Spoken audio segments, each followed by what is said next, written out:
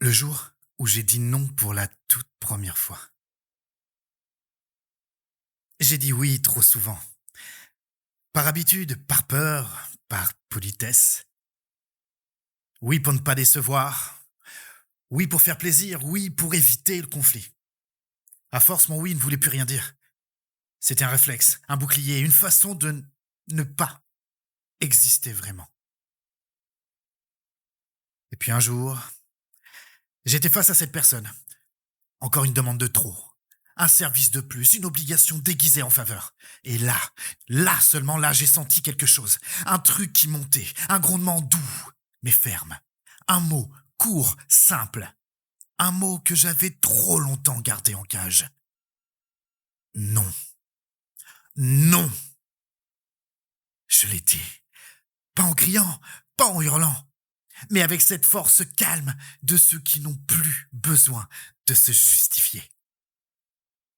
J'ai vu son regard changer. Un mélange d'incompréhension et de respect. Et pour la première fois, je me suis pas excusé d'exister. Ce non m'a coûté. J'ai douté. Je me suis demandé si j'avais bien fait. Si j'étais égoïste. Si je méritais encore d'être aimé après ça. Mais ce jour-là, j'ai dormi comme un enfant. Parce que pour la première fois, j'avais été fidèle à moi-même. J'ai repensé à tous ces oui, qui m'avaient éloigné de mes limites, de mes envies, de ma paix. Dire non, ce n'est pas repousser, c'est se rassembler. C'est remettre les morceaux de soi dans le bon ordre. Un puzzle enfin qui peut se terminer. Alors si un jour vous sentez que vous dites oui à contre-cœur, si chaque accord vous coûte plus qu'il ne vous relie, rappelez-vous ça. Dire non, ce n'est pas fermer une porte, c'est ouvrir une autre porte, la vôtre.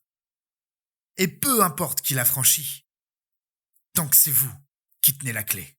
Alors dites oui quand il le faut, mais surtout dites non quand il est nécessaire.